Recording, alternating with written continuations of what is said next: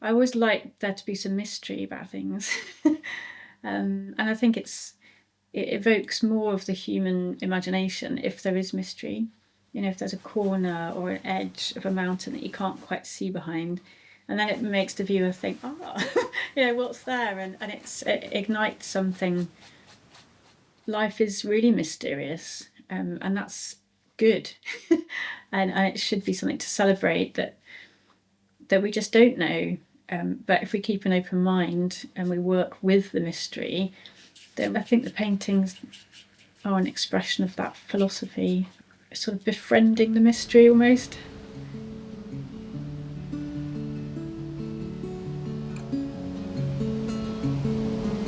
Still the waters run,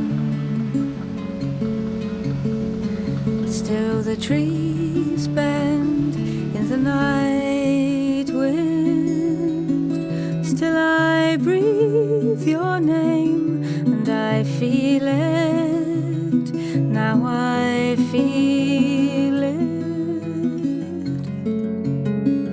One bright moon and I am yearning,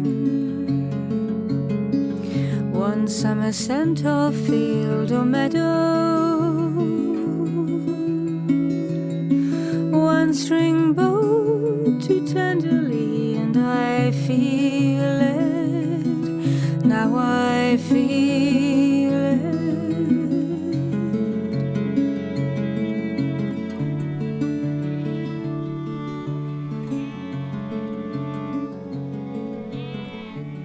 Go right through the lovely shady place. Yeah, they're all comfortably. In December, I'm having an exhibition in the old Sop Gallery in Bridport. It's going to be called Primordial Dance, and I like this idea of it's a dance. Yeah, it's all everything existing at once. I'll also be working with a poet called Kate Innes, who's a really profound writer, and some of her poems are going to interweave with the visual work. So let's feel about this point. It's like the bit that I was telling you about Nan Shepherd. Yeah. Where you're going into something, you're going into the experience of it.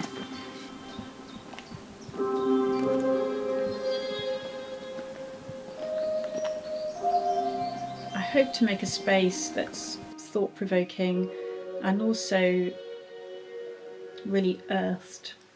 So it's that whole spectrum from visions and dreams and metaphysical right down to touching clay.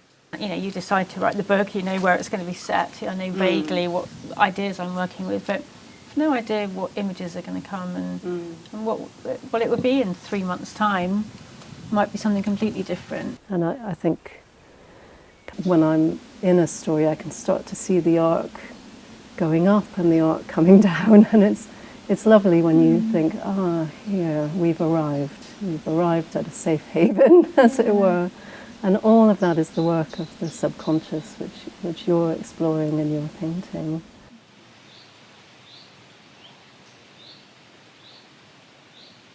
The power of the written word and the images and messages that are evoked by a poem, this short word form, it's so wonderful, and to have that alongside the visual, it can offer so much together, side by side.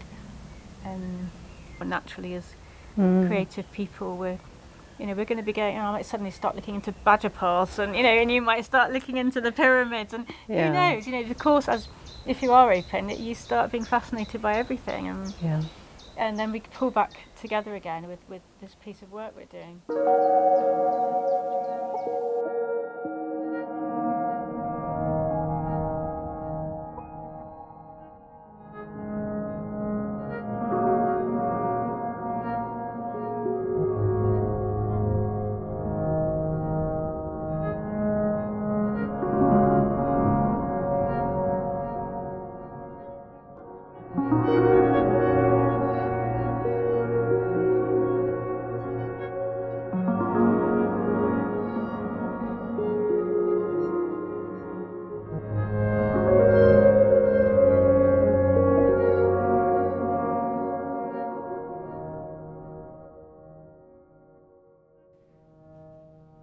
I don't know, it's a really unconscious process. I see forms that I might bring out. I may have an idea, like the idea of a figure somewhere that I'd like to have somewhere around here that's starting this journey up, maybe a pathway. But it's got to always feel natural to the image, like the image is giving and I'm responding to that. So it's always a two-way thing with the painting. I can't come in and say, right, I want to have a shrine right there. That doesn't work for me. So it might mean that I see something, I think, oh, that looks a bit like an entrance to a cave. So then I just try and put that in. So it just feels more of a humble way of working with something that to me is a mystery. The life is a mystery, and also what the human condition is. So often I would start with quite vigorous and putting on with a cloth or with big brushes or even my palette knives, sort of layers of paint quite dynamically, because I like the sense of movement to be underneath. So there's a stillness, but there's also this movement always present because of change. And then as the painting goes along, I'm removing bits with the cloth. I'm trying to find the form. What is the form of this painting? Like what's the message in the painting? So I'd remove bits with white spirit or bits of dried paint from the palette knife. I might then use to add kind of a body to the work, some sharpness. You can see here the paint strokes. So I'm bringing all of that in all of the time, and sometimes I remove whole areas and then put them back again, and that in the end you sort of build up these layers which are like it just feels like a collection of almost like archaeology. It's a layering of time which goes really well with the theme. And I like the idea there are things like almost like secret things underneath. There are secret hidden things that no one will ever know about. There may be somebody I know, or an angel, or something to do with my grief, or something that sometimes I'll paint things in and then take them away again. And this is my process as an artist. So it's personal to me, but finally the painting won't be personal to me. It will be going out into the world, and it will mean something to whoever's looking at it and being with it.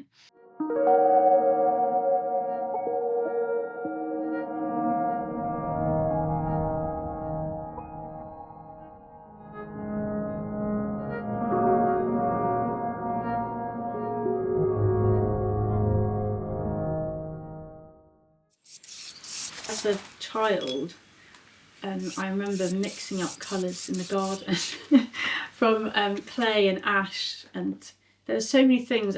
Because my dad did lots of, he's a cabinet maker, but there were always lots of materials around the garden from house, jobs he was working on. So he'd salvage things back, and so I was always sort of experimenting with things, little bits of slate. And I think maybe it started there because I've gone back to this love of materials.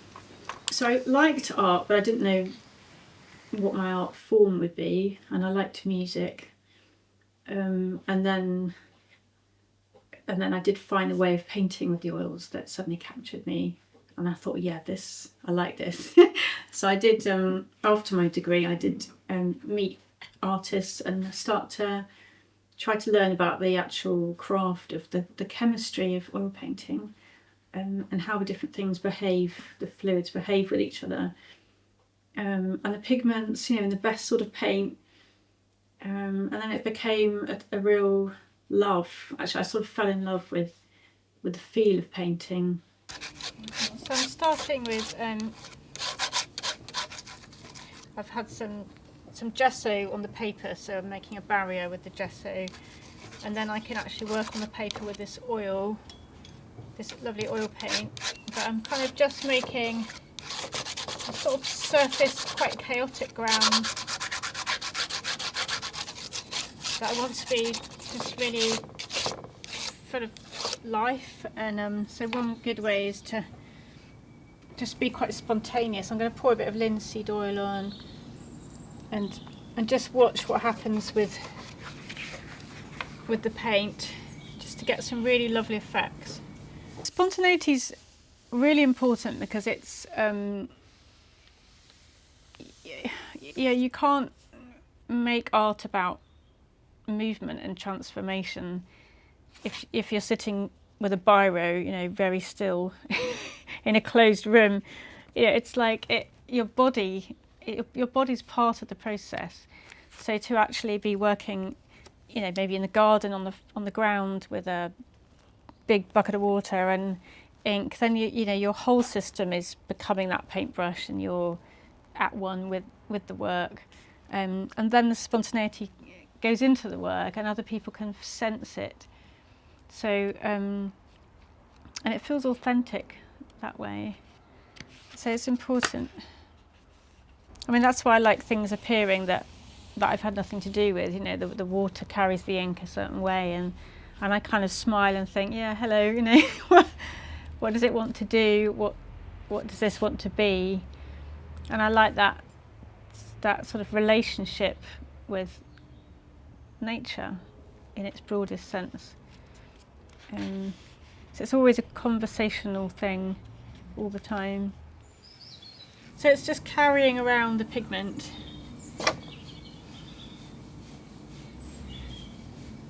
So it's really lovely the way that's just travelling around, and then I can manipulate it more, and I start to see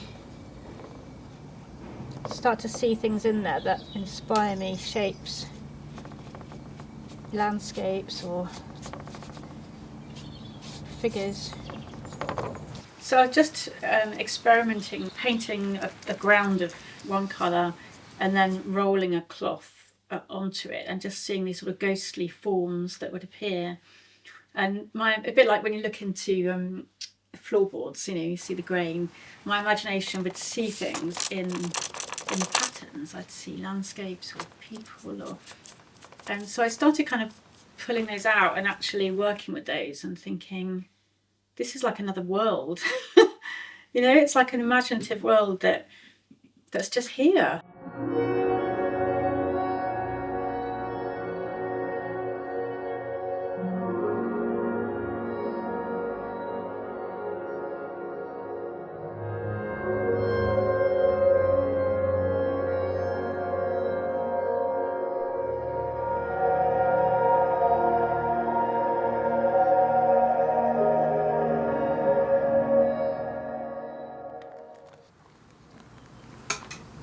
This blue here it's definitely quite a kind of Grecian sea blue, I think. It's really beautiful, really uplifting, beautiful turquoisey colour.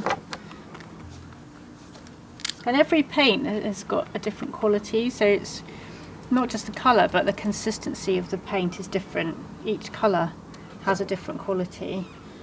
So the turquoise is quite thick, and that behaves differently than the brown that might be smoother.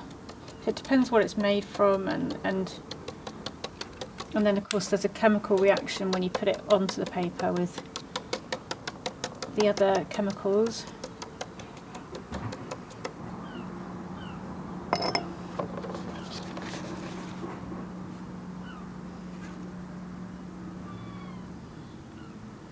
Sometimes if I'm away or even just locally, I find like a wall is really fascinating.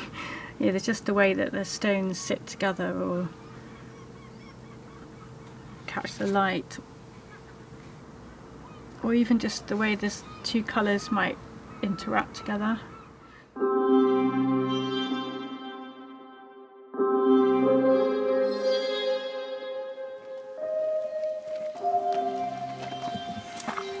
So when you draw or paint here, does it make you draw and paint differently in that sort of microclimate?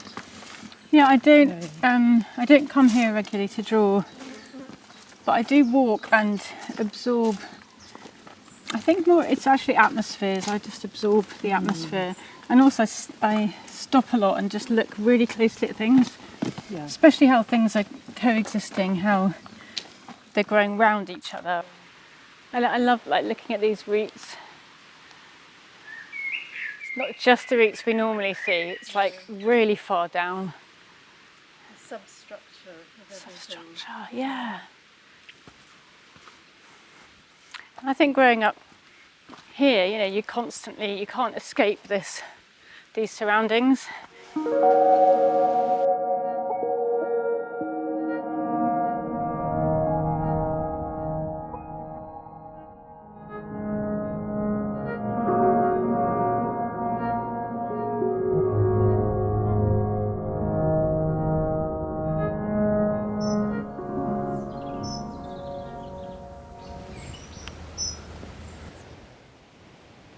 And I suppose we also have that desire, like people who make graffiti, to leave a mark, to say, this was me, this is what I thought, this is how I perceived it. And every poem and every book is saying, this is my unique perspective in amongst the infinite number of them. Every moment feels important, but at the same time, how can it be when there's been so much time, and yet every moment is important. I think that's why your paintings are so good at drawing out that contradiction, you know, that the past comes into the present.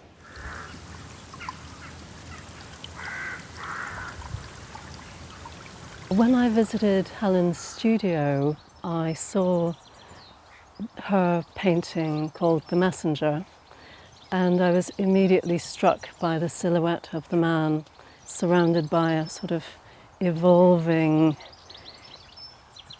landscape of colour and emotion. And it reminded me very immediately of Bronze Age graves, Iron Age graves that I've seen, and also the process of excavating human remains from the ground, which I've witnessed. And it became a conversation in my head that I was having with the remains of a body that I might be excavating. Inhumation. Light greets you bit by bit, eggshell in an empty nest. Gently, gently, with just the tip, the trowel lifts the bones from their cold cradle. My real work begins as you lie resting, limbs lax, jaw agape. But sleep is a distant cousin of your quiescent state, and in fact, I have interrupted your task of dissolving, of becoming. Just a plain bronze boss remains of the shield that covered your heart. Your sword, corroded, blunted. Isotopes, not bards, may tell your deeds. Elements have fingerprints, though you no longer do. You were a man, you died. That's all that I can know, although I take these intimacies and meet you in my reverie, freshly dead and quizzical. From this earthbed, I gather you into a tray, you who are not here, you who always will be.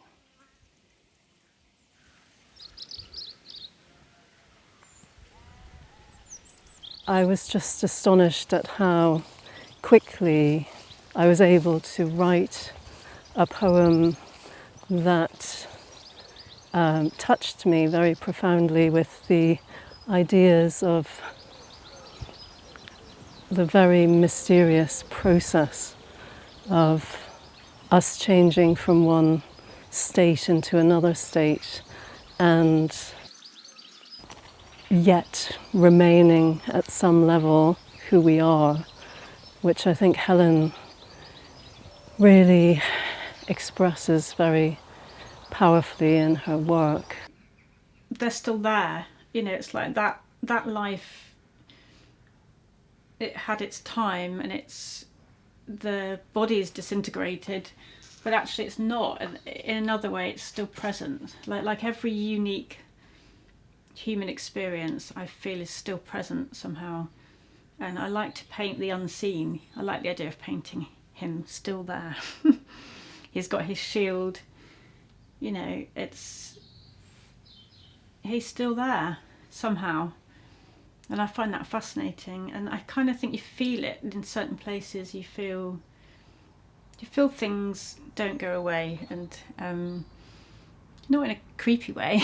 So it doesn't feel supernatural. It just feels actually quite like physics, that it's just something's changed form. But memory in the landscape, maybe there was a battle and it was awful, and that land had to then sort of draw in all of that mess. And it did, and that changed the landscape. And so this is continuous transformation that we go through, and that everything goes through, and always will. And that's really hard to accept because it's painful.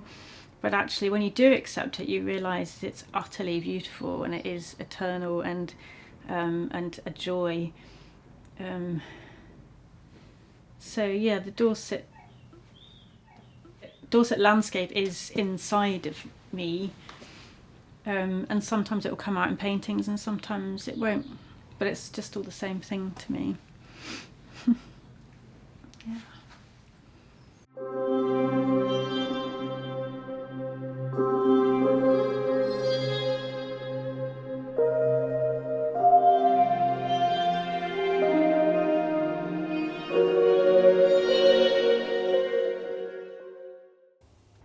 I was down in Whitchurch, Callanachorham, a little village, where they've got a very special pilgrimage site, the church there. And there's lots of stories about St Whit and the legends around her.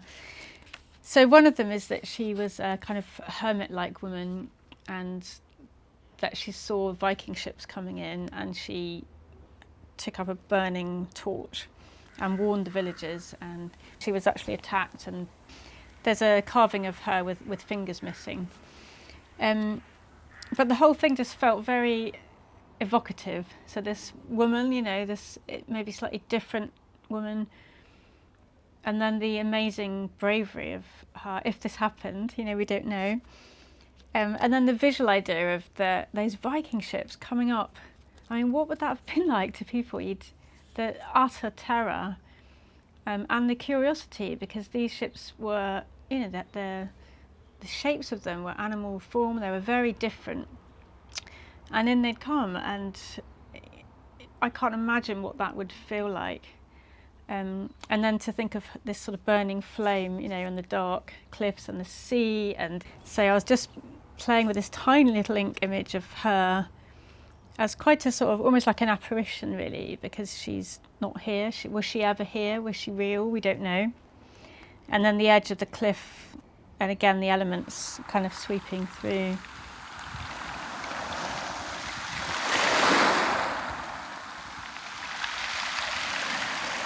Mother White. Unnatural calm, last light. Mist licks the cliff and begs the difference between air, sea and stone. Beneath my cloak, old feet know the way home from the beacons.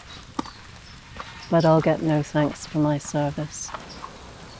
Strange tongues rise through the wraiths, gnarled words, harsh as the scrape of chains. Longboats with many oars, swords and spears close to shore. Northmen beckon by fires eye lit. We are their next meal, new sheaths for their blades.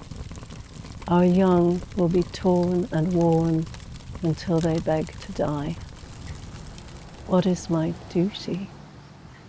Of call upon the one who made the waves to destroy these men, or douse the flames with my own blood.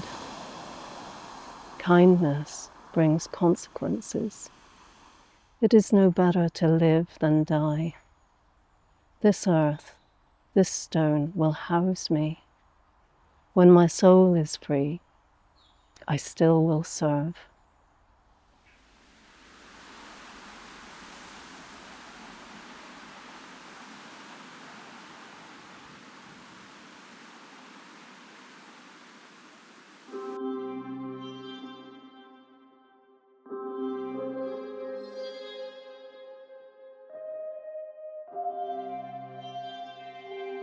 You know, we all die, we all come from matter, and we all love, most of us have families. It's just the same thing, but I happen to live in this landscape and were born from this landscape. So for me, I have certain colours that I associate with that make me feel at home.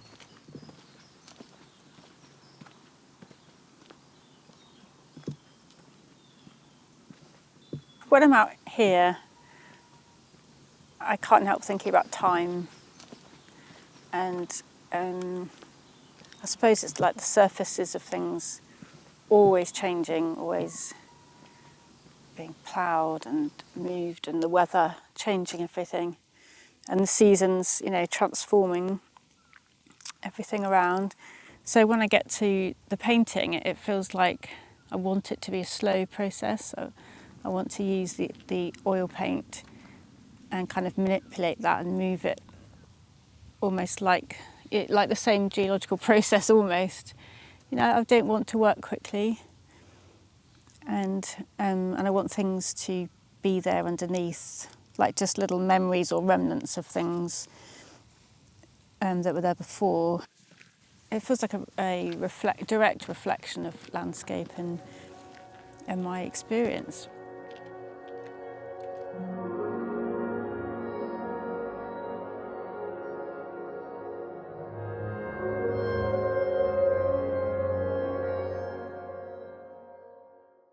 What I find interesting about time is that it doesn't make sense.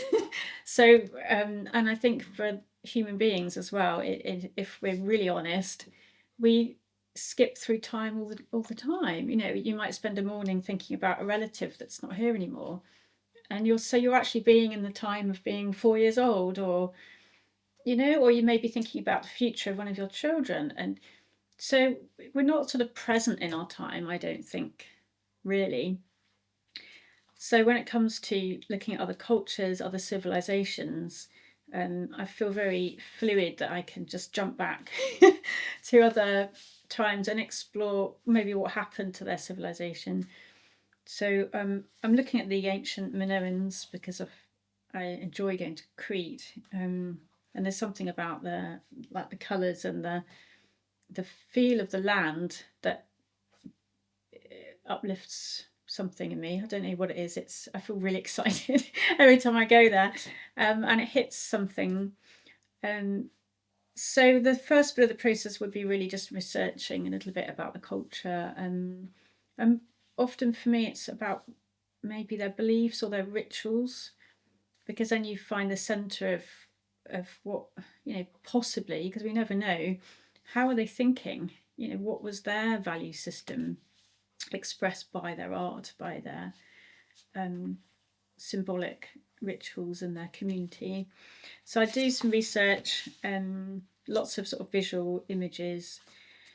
I was looking at the mountain shrines, and you know, why they would choose the mountain as a place to take their votive offerings. Like why up there? That's an interesting point. So lots of research, and sometimes I'd write my own notes and just thoughts. Sometimes it's really back to sort of physical earth. It might just be that there's a colour in a mural that I just think is gorgeous, a sort of red pigment, or something, and I think, wow, I really want to try and bring that into like a print I've got over there, into my work somehow, because it brings a flavour of that culture. Especially actually this time looking at animal forms and mythological forms, like this one, the Sphinx, and that idea of a sort of human and animal hybrid, or two animals in a hybrid. Why have we always done that? Why have we played with the species like this? And is it about the qualities of those things that we bring our meaning to, and combining qualities? And we're quite an imaginative species, I think, to come up with things like this. It feels like constantly a process of getting to the bottom of something, which of course I never do. But it's an inquiry that will be my whole life. So I just keep going.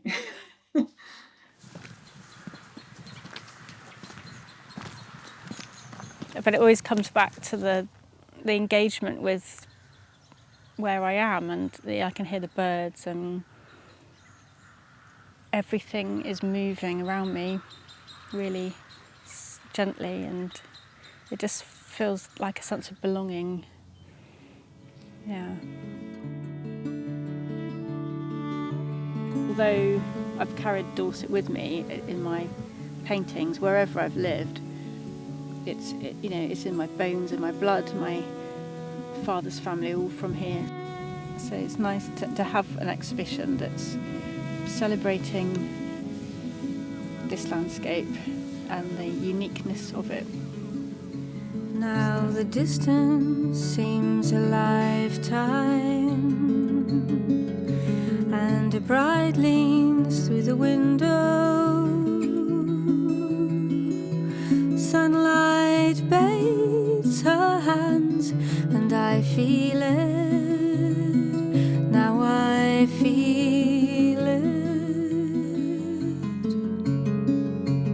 Catch me dreaming of the ocean.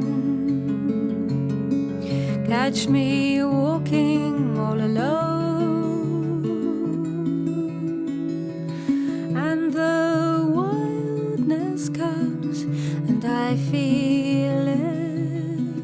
Now I feel